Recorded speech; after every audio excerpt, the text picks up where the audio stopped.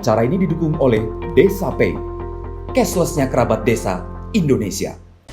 Ya, kali ini saya ingin menyampaikan tentang peran bisnis renewable energy di Indonesia dan di ASEAN.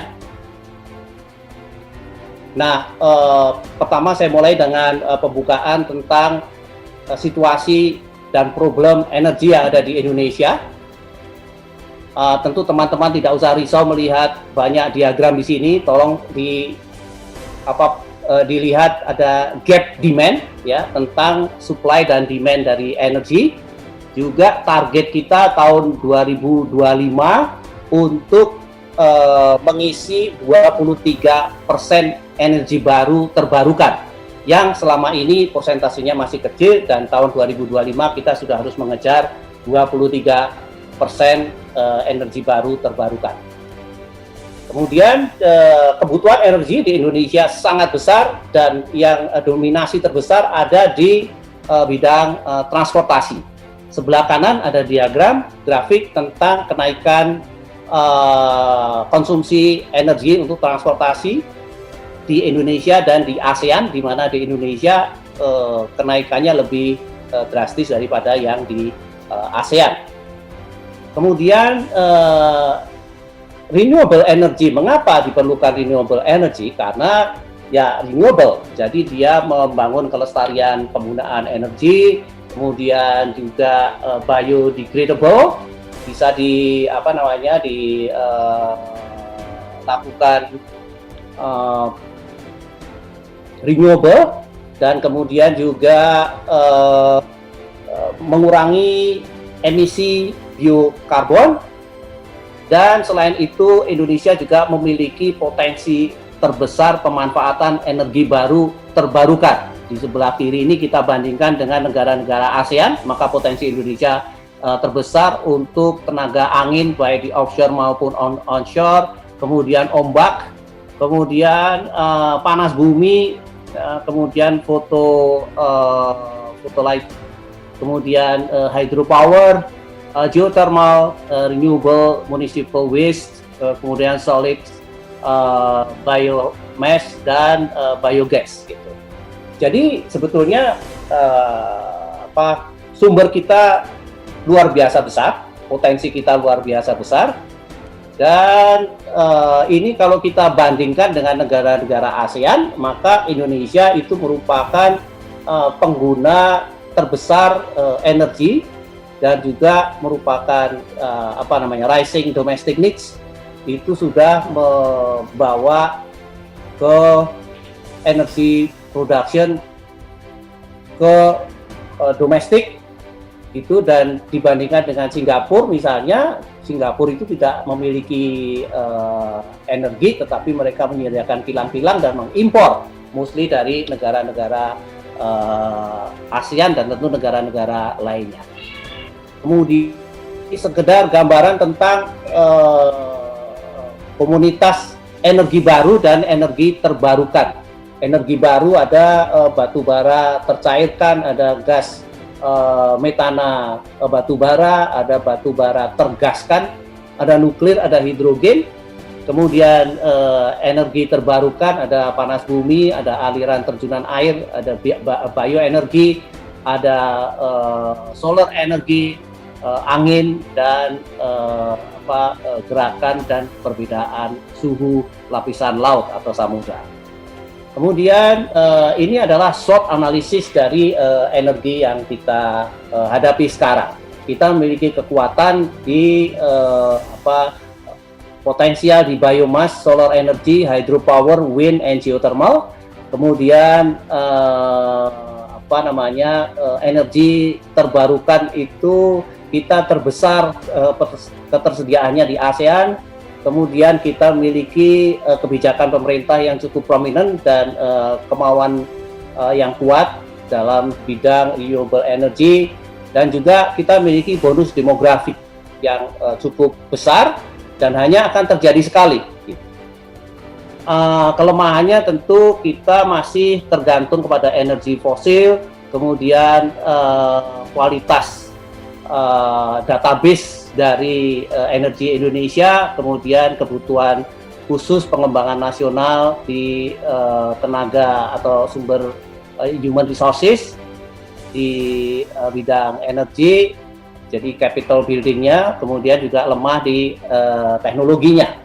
Tapi kita memiliki opportunity, memiliki National Electricity Project menjadi 35.000 megawatt untuk menjadi future national champion power business. Kemudian kita memiliki target energy mix 23% seperti yang saya sampaikan tadi. Samping itu kita juga adanya ancaman tentang adanya ASEAN Energy Community, adanya regulasi nasional yang masih belum jelas, adanya investasi sumber atau pabrik-pabrik di bidang energi. Ini sekedar prediksi dari populasi kita, ada bonus demografi, kemudian kita memiliki energy decentralization tentang marine country, ya, Indonesia adalah negara kelautan, kemudian memiliki sumber-sumber energi yang cukup luas, kemudian memiliki juga pengembangan ekonomi lokal, kemudian juga pengaturan tentang desentralisasi renewable energy, gitu. Ini masing-masing perkembangan dari prediksi populasi juga ada di sini sampai 2030. Nah, bagaimana target yang dibuat oleh Komite Energi Nasional?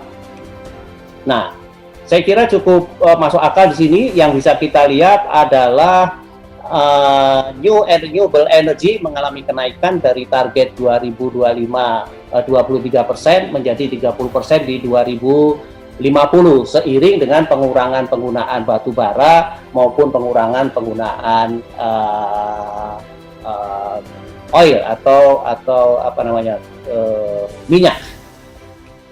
Dan ini merupakan gambaran tentang policy energi nasional di mana minyak dan gas itu dicoba dipertahankan atau kenaikannya dibatasi untuk diisi dengan biomass and biofuel, gitu ya. Kemudian 68% dari total konsumsi itu dialokasikan untuk transportasi. Gambarannya seperti ini. Jadi untuk konsumsi itu 68% energi itu di tahun 2014 dipertahankan sampai 2030 dan ini akan diisi oleh energi baru terbarukan dalam bentuk biofuel atau biodiesel. Nah, jadi ada kewajiban untuk menggunakan bioetanol sebagai campuran energi tahun 2020 10%, kemudian meningkat 2025 itu 20%, dan juga penggunaan biodiesel itu tahun 2020 30% dan dipertahankan sampai 2025 sebesar 30%. Jadi E20 and B30 itu akan dimulai atau sudah dimulai tahun ini, tahun 2020. Dan menurut perhitungan dari teman-teman Pusat Studi Energi, itu penggunaan dari E20 dan B30 itu bisa menekan 8% dan 17% dari konsumsi atau 8-17% dari konsumsi minyak. Gitu. Nah, apa yang sudah kita lakukan? Gitu. Nah, kita lihat kita punya total emisi waste, ya, waste to energy. Kita punya total emisi 44.000 ton CO2 per hari. Yang ini sebetulnya bisa kita proses menjadi listrik dan pupuk. Kemudian dengan begitu kita bisa mereduce global warming sekitar 85%. Dan ini nilai kalori yang dihasilkan dari sampah taman, sisa makanan, gelas plastik, besi, kertas, kayu, tekstil itu memiliki nilai kalori 4.900 kilokalori per kilogram. dan ini setara dengan batu bara muda yang antara 4.000 sampai 5.000 kilokalori per kilogram.